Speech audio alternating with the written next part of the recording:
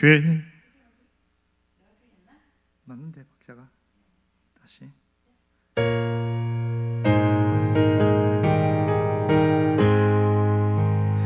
죄짐 내가 틀렸구나. 다시 할게. 오늘 서로 안 맞네.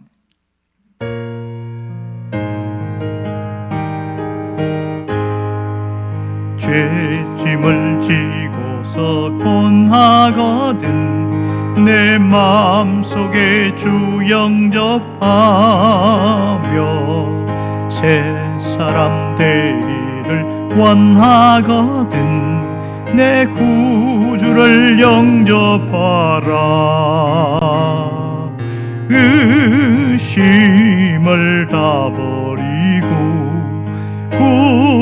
구주를 영접하라. 마음만 다 열어놓고 내 구주를 영접하라. 정결케 되기를 원하거든 내 마음속에 주 영접하며 생명수 마시기 원하거든 내 구주를 영접하라. 의심을 다 버리고 구주를 영접하라. 마음만 다 열어놓고 내 구주를 영접하라. 진실한 친구를 원하거든 내 마음속에 주 영접하며 내 맘의 평안을 원하거든 내 구주를 영접하라. 의심을 다 버리고 구주를 영접하라. 마음만 다 열어놓고 내 구주를 영접하라. 즐거운 찬송을 하려거든 내 마음속에 주 영접하며 평안한 복지에 가려거든 내 구주를 영접하라. 의심을 다 버리고 구주를 영접하라. 마음만 다 열어놓고 내 구주를 영접하라.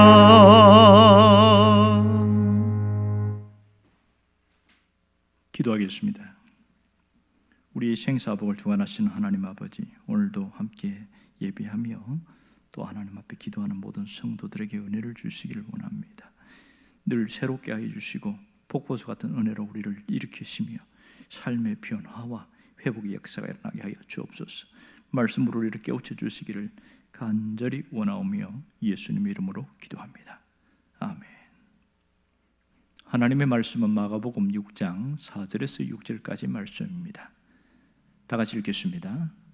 예수께서 그들에게 이르시되 선지자가 자기 고향과 자기 친척과 자기 집 외에서는 존경을 받지 못함이 없느니라 하시며 거기서는 아무 권능도 행하실 수 없어 다만 소수의 병자에게 안수하여 고치실 뿐이었고 그들이 믿지 않음을 이상히 여기셨더라.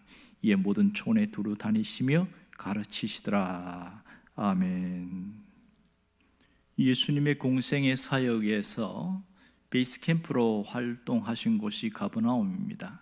그곳에서 많은 이적도 있었고 사람들의 환호와 또 경기, 격려 이런 것도 있었습니다. 그런데 예수님이 갑자기 나사렛으로 가려고 합니다. 이 나사렛은 가버나움에 비해서 상당히 변두리 지역입니다. 결코 좋은 동네는 되지 않습니다. 왜 가려고 했을까? 이런 의문점이 생기는데 오늘 본문은 예수님이 두 번째 나사렛 방문을 보여주고 있습니다.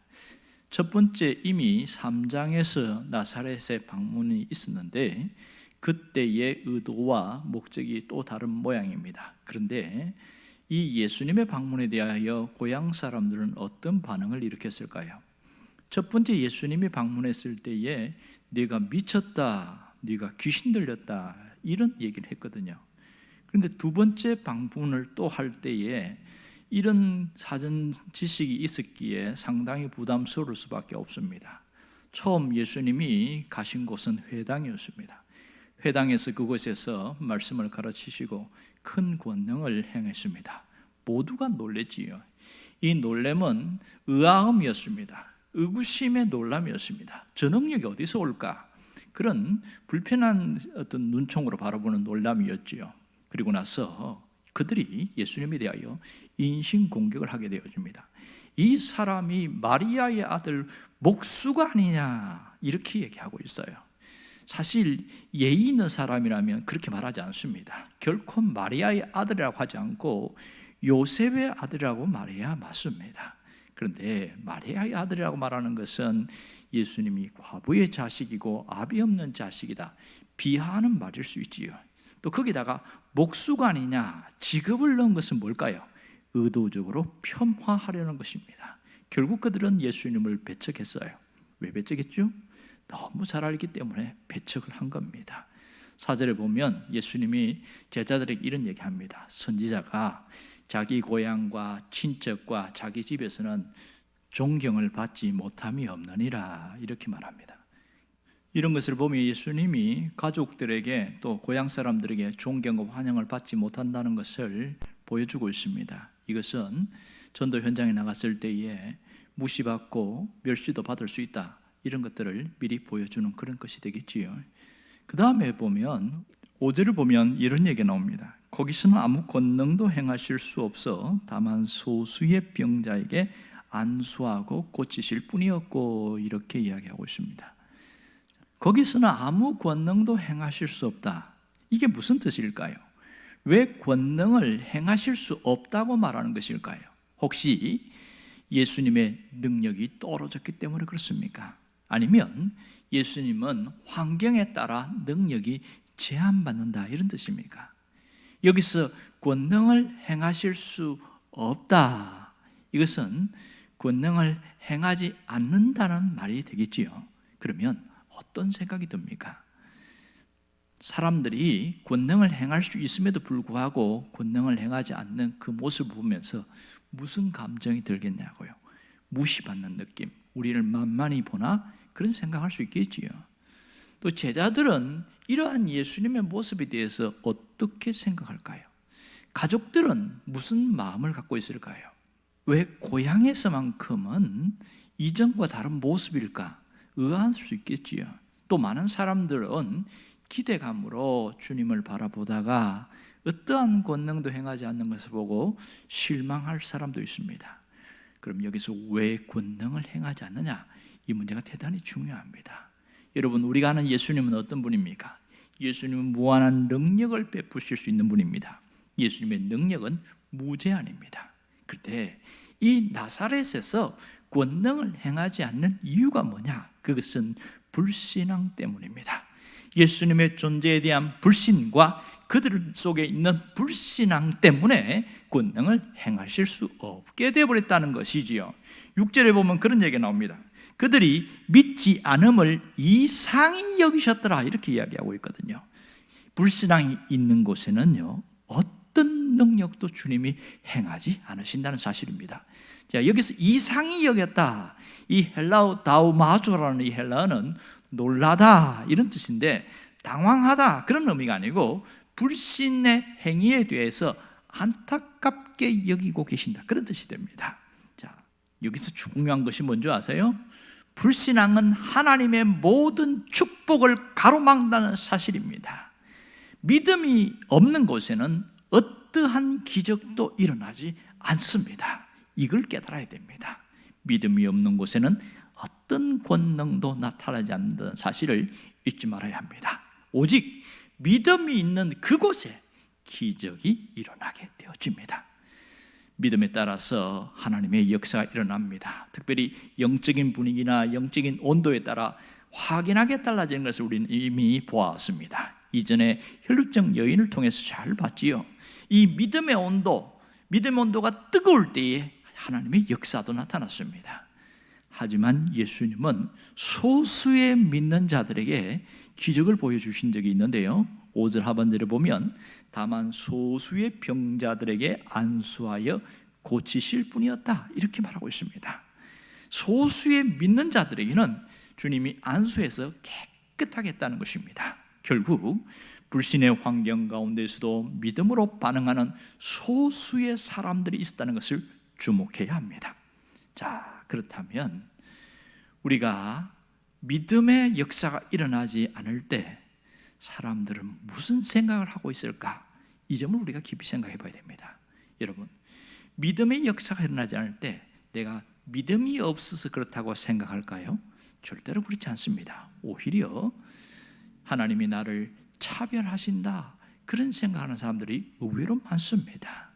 하나님이 나를 외면하신다, 나를 무시하신다, 이런 의심이 꼬리를 물기 시작할 때에 마음이 좁아지고 어두우기 시작하고 기쁨이 사라지고 즐거움이 떠나갑니다. 만족도 없어요. 그 속에 뭐가 남아있을까요? 어두움이 가득한데 그 어두움은 불평과 원망으로 드러나게 되어 있습니다. 이런 일이 계속되고 반복되어지면 신앙생활의 의미 자체를 잃어버리게 되어지는 것이죠. 결국 끝은 어디로까지 갈까요?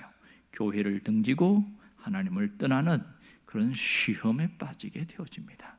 그러면 왜 이러한 일이 일어나는 것일까요? 여기서 우리가 분명히 깨달아야 할 게 있습니다. 하나님의 역사는 믿음이 있는 그곳에 일어난다는 사실입니다. 믿음이 없는 곳에는 어떠한 권능도 기적도 베푸지 않는다는 것을 잊지 않기를 주의 이름으로 축원합니다. 기적은 어떤 곳에서 일어납니까? 복잡한 생각을 하는 것이 아니라 하나님의 진리 앞에 아멘으로 반응하는 그런 사람들입니다. 성경은 그런 사람의 마음밭을 좋은 땅과 같다, 이렇게 이야기합니다. 이런 사람들에게 하나님의 역사가 일어난다는 것이지요. 그렇다면 우리가 이러한 기적을 경험하려면 어떻게 하면 좋을까요? 먼저 내 마음을 점검해 보는 것이 대단히 중요하지요. 정말 믿음으로 내가 일을 하고 있나? 내가 믿음으로 살고 있나? 내가 하고 있는 모든 것이 사람의 눈을 의식한다면 이것은 대단히 잘못된 일이라 할 수 있겠습니다. 내가 열심히 하면 복을 주실 것이라는 어떤 보상 심리로 믿고 그렇게 하는 것도 이 자체도 믿음의 모습이라고 할 수가 없겠지요.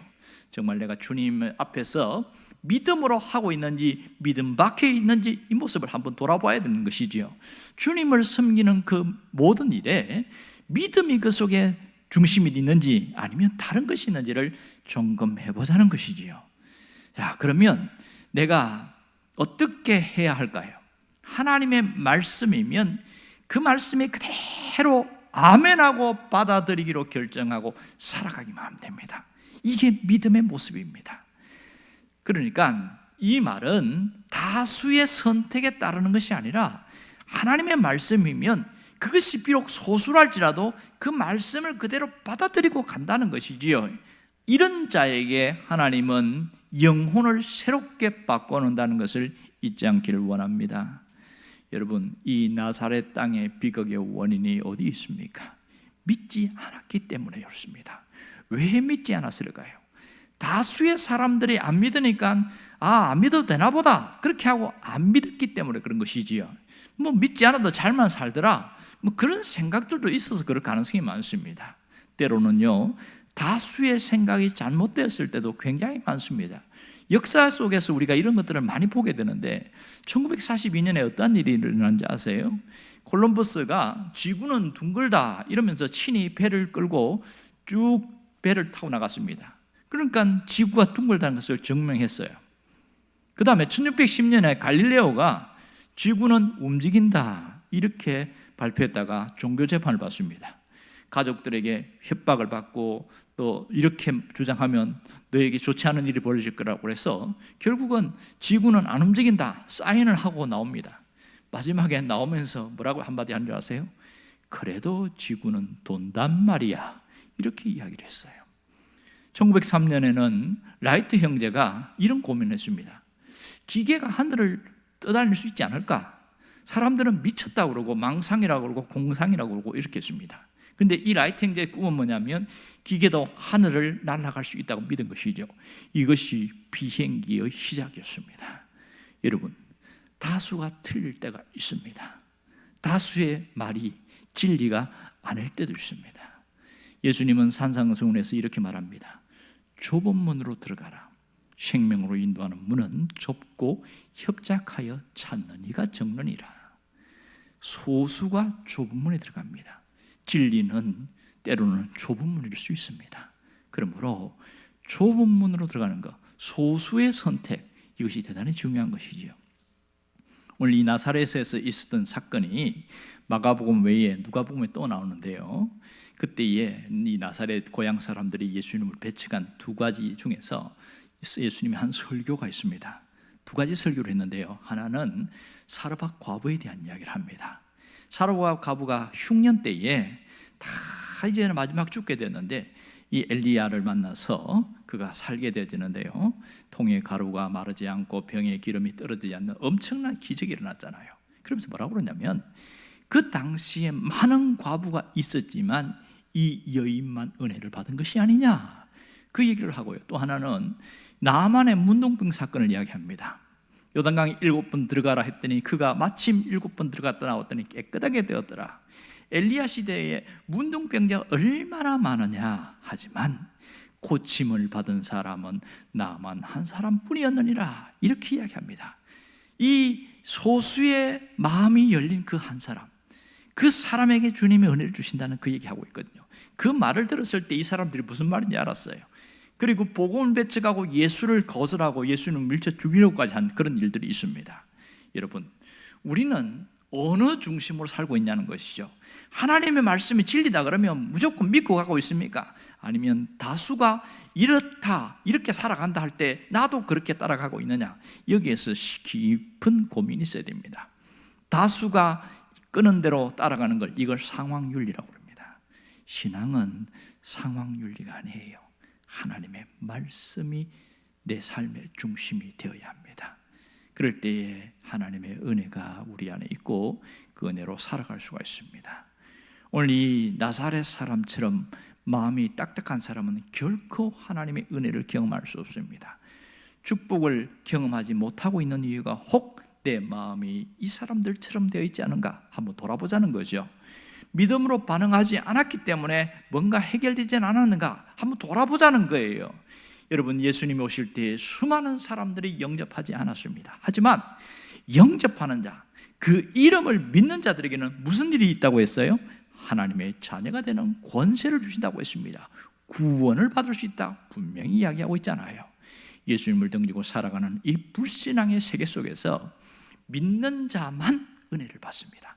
오직 믿음이 있는 사람에게 기적이 체험됩니다. 그러면 우리가 여기서 선택을 해야 됩니다.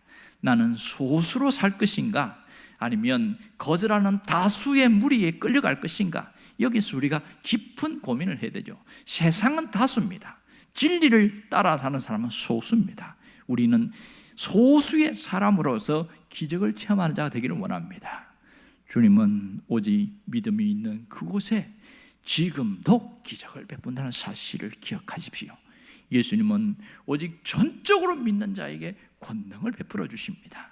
권능이 없는 그 속에서도 믿는 소수의 병자들에게 주님이 기적을 베풀었다는 것은 놀라운 은혜입니다. 주님은 장소 때문이나 사람 때문에 기적을 행하는 것이 아닙니다. 기적은 장소의 문제가 아니고 좋은 사람 그것이 아니라 주님이 보시는 건 뭐예요? 오직 믿음이죠. 오직 믿음이 있는 자에게 기적을 베푼다는 사실입니다. 여러분, 어떤 믿음입니까? 전적으로 믿는 믿음, 100% 믿음이지요. 이러한 믿음을 가진 사람들에게 주님은 지금도 역사하십니다. 그러면 이 놀라운 역사가 나타나기 위해서 어떻게 해야 될까요? 이제 나의 모습, 나의 신앙적 태도 바꿀 수 있기를 바랍니다. 내가 가진 신앙의 태도를 바꿀 때 놀라운 역사가 일어납니다. 자, 소극적인 신앙인은 적극적인 신앙으로 나아가고, 믿음이 없는 모습에서 믿음이 있는 모습으로 나아가고, 뭔가 주님이 원하는 일이라면 내가 끝까지 뭐라도 하겠다, 이런 적극적인 모습으로 나아갈 때에 주님의 역사가 있습니다. 여러분, 믿음의 역사가 일어나도록 내 신앙을 새롭게 하기를 바랍니다. 그러면 내 신앙을 어떻게 새롭게 하는 거예요? 처음 마음을 흔들리지 않고 끝까지 가는 것이 새롭게 하는 것이 될 수 있겠고요. 그리고 내가 처음에 연초에 외치고 기도하고 했던 그대로 밀고 나간다면 이것이 주님의 믿음의 역사가 일어나게 하는 놀라운 과정 속에 있는 것을 잊지 않아야 합니다. 신앙의 적극적인 태도를 보이는 자로 살아가기를 주의 이름으로 축원합니다. 기도하겠습니다. 살아계신 아버지 하나님, 우리의 삶 가운데 주의 역사하심 있기를 원합니다. 믿음이 없는 곳에는 어떠한 권능도 역사도 나타나지 않는 것을 압니다. 우리의 삶 속에도 실상 불신앙 때문에 하나님의 역사가 제한되는 일이 없기를 원하오며, 오직 우리의 마음을 태도를 바꾸어서 온전히 믿고 온전히 신뢰하고 전적으로 따르는 자가 되기를 원합니다. 하나님의 놀라운 역사가 삶 가운데 나타나게 하여 주시옵소서. 예수님의 이름으로 기도합니다. 아멘. 주기도문하겠습니다. 하늘에 계신 우리 아버지여, 이름이 거룩히 여김을 받으시오며 나라가 임하시오며 뜻이 하늘에서 이루어진 것 같이 땅에서도 이루어지이다.